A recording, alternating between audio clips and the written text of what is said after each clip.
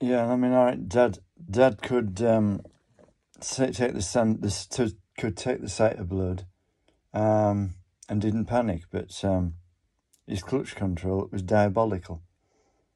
I mean, he used to call it kangaroo petrol, but it was a joke. But his clutch control was a joke. I mean, the car would literally do that every time he changed gear because he couldn't make the clutch properly. But he started the racing car I drove and moved it, which was a fluke because normally you had to almost drain the battery on a warm day to start it. I've never tried to start it in winter.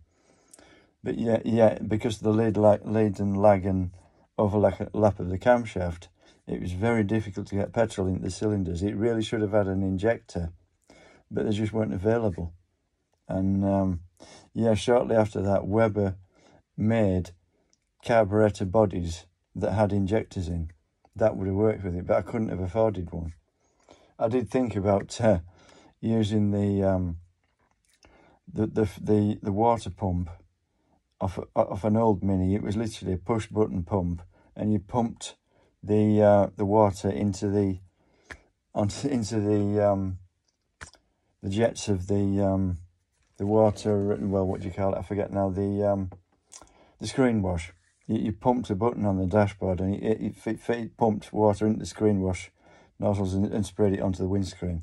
You could have done that to get petrol into the cylinders of this car.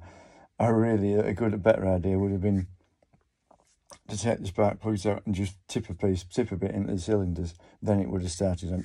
But you could have flooded it that way. Some people may have sprayed WD-40 into the mouth of the carburetor. That would have enriched the mixture, but it wouldn't have been good. But it would have started it, but it would have smoked a bit. But whether it would actually start like that, I don't know. But you could have poured petrol into the carburetor mouth, or trickled it in a bit, and that would have got into the cylinders and started it. Because that was the trouble, is getting petrol to the cylinders, which is a common problem with some engines, like the CF van and stuff like that. Well, that started okay. I don't think it ever let me down that way, but I never had to start that on a really cold morning. The VW, it wouldn't start once because the battery was flat. There was a slight incline on the road, and I pushed it backwards myself, ran after it, jumped in, put it in reverse, and let the clutch out, and it started first time. If it hadn't have done that, I would have had to ring my boss, because I didn't have the mechanic's number, and I don't know whether he would have come out and started it for us, because I don't know whether they had a start charger or whether they were available then. If that was the case, we would have had to get someone to tow start it.